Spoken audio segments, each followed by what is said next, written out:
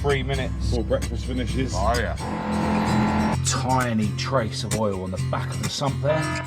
Went to a car meet recently. All the coolant was coming out of the radiator. See that this one has, you know, slid back. Throttle got a bit stiff. With precision engineering here. Measure nunts, drill once. It's the first, doing an Allen key up in my mouth. Sturdy.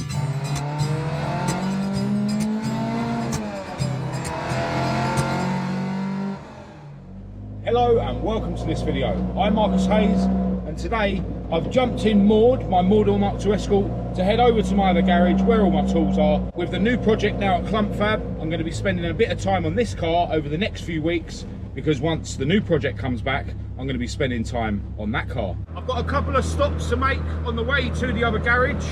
The first one of which is McDonald's because I'm just in time for a McDonald's breakfast. I'm stuck at this traffic light. Got 3 minutes to get to McDonald's Before breakfast finishes. Have we made it? Have we made it? Another sausage and egg muffin meal with a toffee latte, please. Thank you. Oh yeah.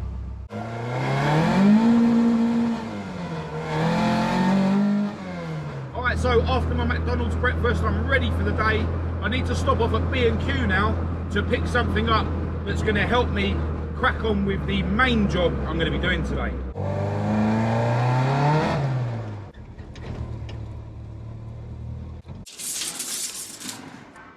That should do the trick.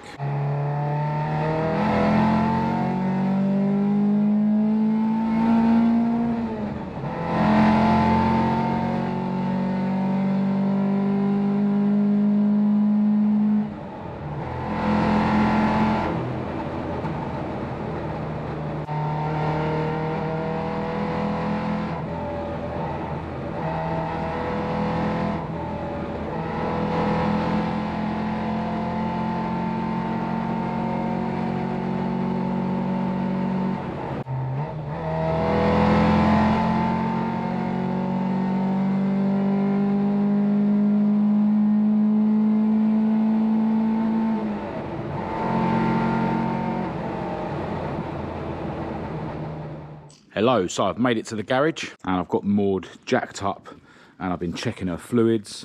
I did have to put a little bit of LSD oil in the diff. I still need to seal the half shafts. I'll see if I've got time to do that today. The gearbox was fine, but I did notice a tiny trace of oil on the back of the sump there. So I've removed the starter motor.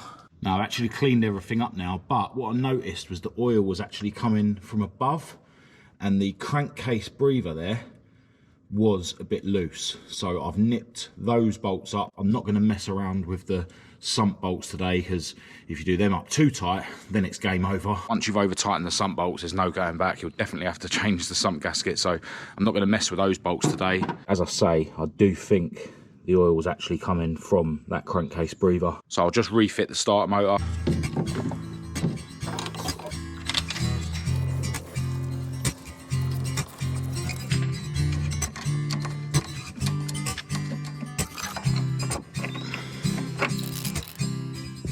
Now, while Maud is up in the air, I want to take the opportunity to give her undercarriage a blast with the hydro shot because they've been throwing loads of salt on the road recently, which obviously causes rust.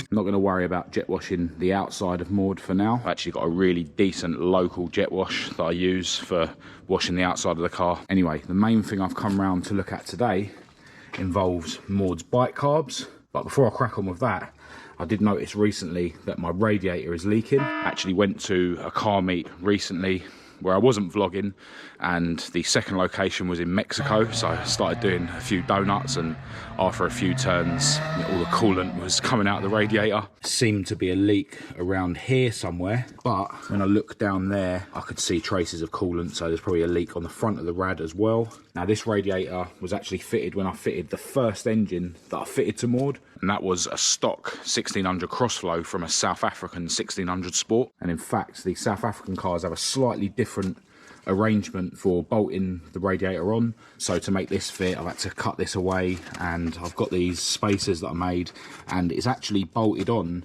where the electric fan would normally be bolted on. The actual mounts for the rad are here, and I've cut them off. But yeah, it's been okay up to now. But yeah, as I say, I have had this rad for years, so I'm not crying that it has finally started leaking. I did throw a bottle of Radweld in it the other day, but yeah, it didn't work. Now, I would obviously like to find a budget solution for Maud's new rad. I don't really want to buy one of those really cheap alloy rads that you see on eBay. I've heard that they don't really last, and I'm not sure if they'll actually fit without changing the panel below the rad there for the RS type one, which is cut out. I have heard that some people have used a really cheap Polo radiator. The plastic type ones are only like 30 quid. I've heard you do need to use a header tank when you're running one of those rads. But yeah, I'm not actually sure which Polo rad you're supposed to use. So yeah, if any of you guys are running a Polo rad with your Z-Tech conversion, do get in touch and let me know the part number or what exact Polo I should get that rad from. One good thing about the Polo rads is that both of the hose outlets, or inlet and outlet, are on this side of the engine, so then that would mean that I could get rid of my sort of crossover pipe that goes there, and you just literally have a pipe coming out of the water pump and into the bottom hose connection. So yeah, do get at me with any suggestions for a budget rad solution for Maud. As I say, the main thing I want to look at today is Maud's bike carbs. What's been happening, which is something that a lot of people have an issue with, is the Jubilee clips aren't able to hold the weight of the bike carbs on their own. You can see that this one has, you know, slid back.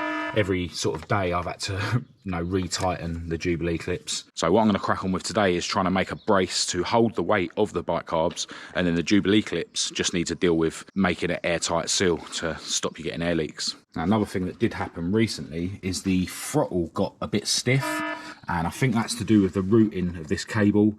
I think when we took the carbs off at the dyno to change the jets, basically I ended up putting the fuel pipe back on with the cable that side of the fuel pipe. So while I'm cracking on with making a brace, I'll be able to reroute this cable this side, and then it'll be a more of a nice curve. So yeah, first job is to remove these bike carbs, because I want to make sure that I've got the Jubilee clips on nice and square, and then put them back on and worry about making a brace. Just going to put this hose on the breather.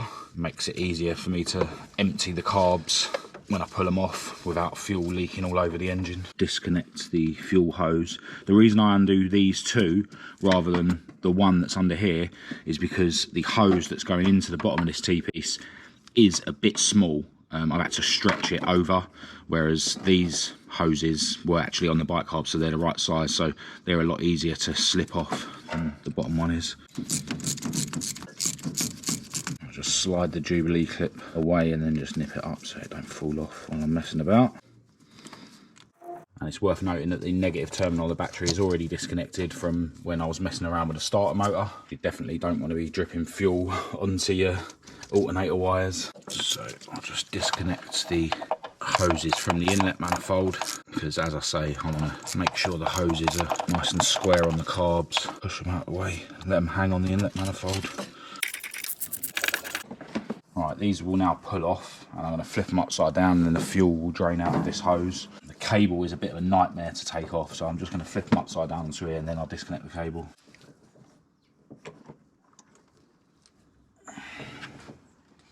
What are we caught on? Ah, throttle position sensor. Disconnect that.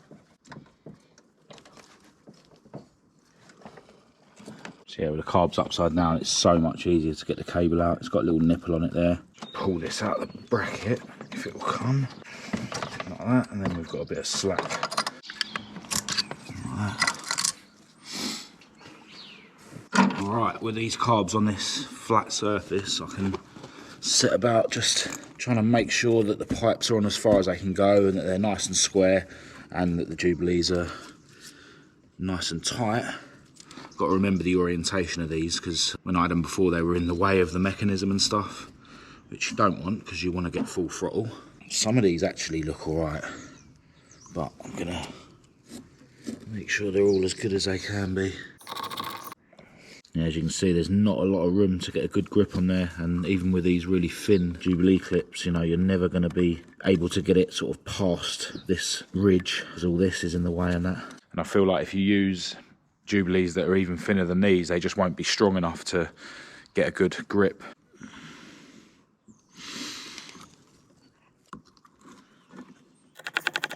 So yeah, the orientation's pretty much how it was. I've got the Jubilee clip down as far as it will go. If you look in here, it looks like it's got a nice squeeze. In fact, there's a little bulge there, so I don't want to go any tighter. But ultimately, you know, they nearly worked how they were. So with a brace holding the weight of the carbs, I think they should be sweet. So yeah, I'm going to crack on with getting the other three done up as best as I can, and then we'll throw the carbs back on the inlet manifold.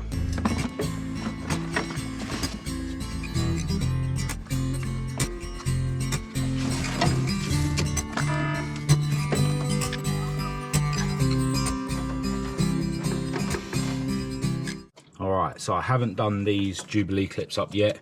I'm going to work on my idea for a brace first, just in case those Jubilee clips end up getting in my way. Now I'm going to keep things very simple. All I'm going to do is have a bit of metal going from here, which I'll nut and bolt, and I'm going to attach it to this stud here, just put an extra nut on it, and hopefully that will, you know, pull on it this way enough so that the carbs don't sort of fall down with the weight. As you would have seen earlier, I picked up this strip of metal from B&Q, which I think will do the job. It's just a case of cutting it to the right length. I'll probably have like a bend down and then another bend down there. I think I'll try and make a template first out of cardboard, and when I make it up, I'll probably oversize the holes just so that you've got a bit of adjustment. You know, you can put the bracket on and then put a bit of tension on the carbs and then do it up.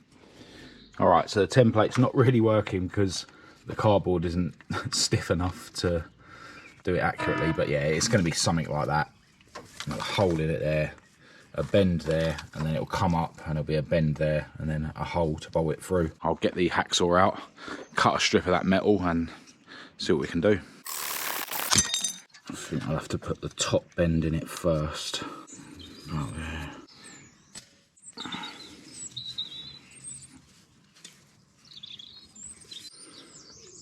Bent it a bit too much. Another one just after the label. No precision engineering here, just wing it. I think I need to remove a little bit from this corner, which should enable it to clear this bit. Drill a hole. Sort of sit something like that. Measure nunts, drill once. So that will hook onto there in theory. And that will mount to there. The carbs will need to be up a bit because obviously they're hanging at the moment. I think it might actually work. I think this hole needs to be more that way.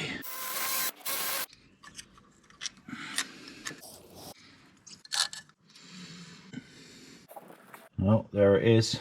It's not pretty, but definitely seems to be a bit more sturdy than they were before. So I'm going to do up all these other Jubilee clips now, and then I need to hook up the fuel hose.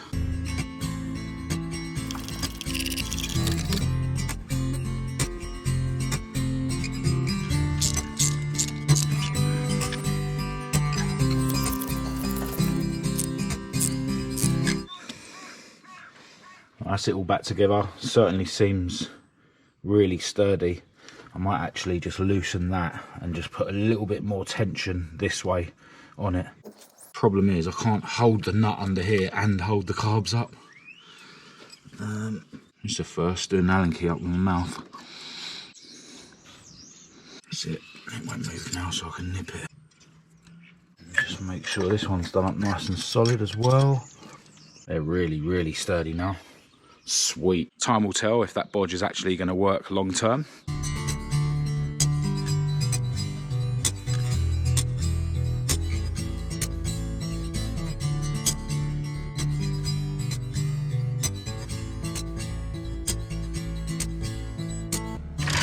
Alright, so jumped back in Maud for the journey home. I think I'm going to stop off on the way home and give Maud a quick jet wash, because later on I might actually be going to a car meet.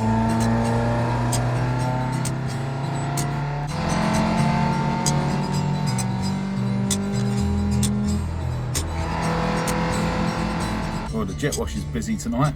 I'm finally next in line.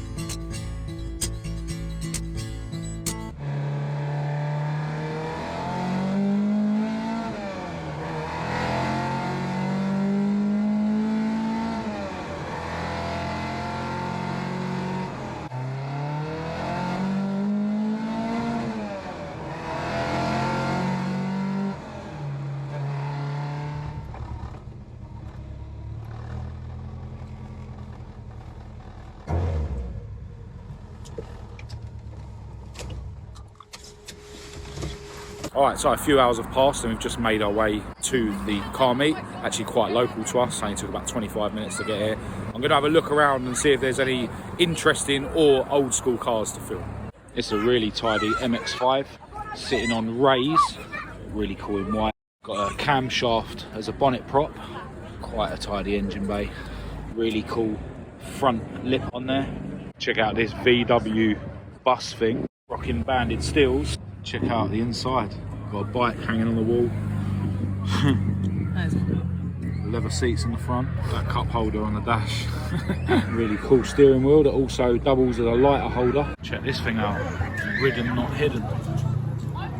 I'm liking this Mark II Golf. Looks mint. Sitting on what I assume are BBS alloys. Mark II MR2. The twin extra air intakes.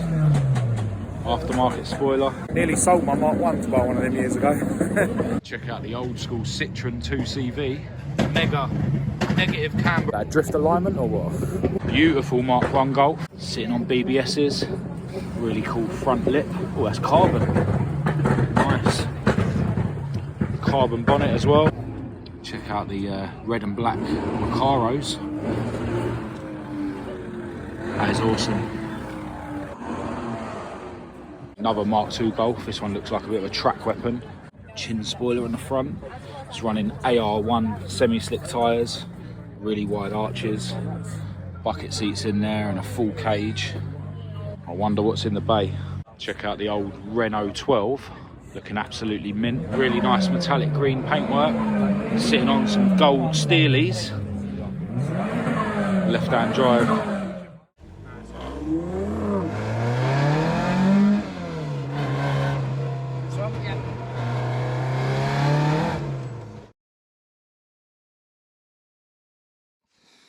Alright, so back home after the meet. That meet was organised by a group called the Royal Hearts Static Group. I will leave links to their social media in the description.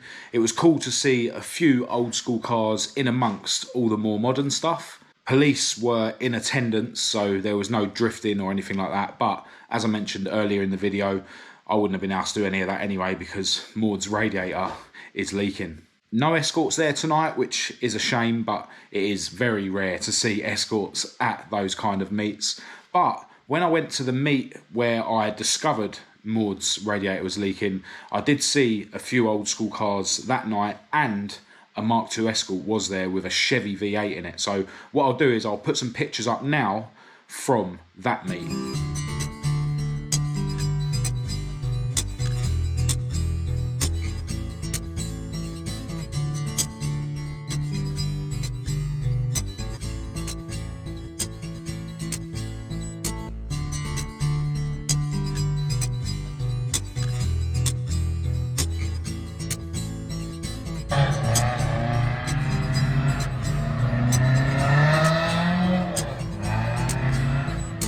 Now I was chatting to the owner of that Mark II Escort, and it runs low 10s on the quarter mile, got a 9-inch Ford rear axle, and he's actually planning to put the original arches back on. It hasn't got any wide arches on it. They have sort of been flared out, but he was saying to me that he's going to cut those flared arches off and put the original ones back on. Anyway, I just checked Maud's bike carbs after we got home from tonight's meet, and so far that brace is actually working, which I'm really happy about. I've still got loads of stuff I want to do on Maud.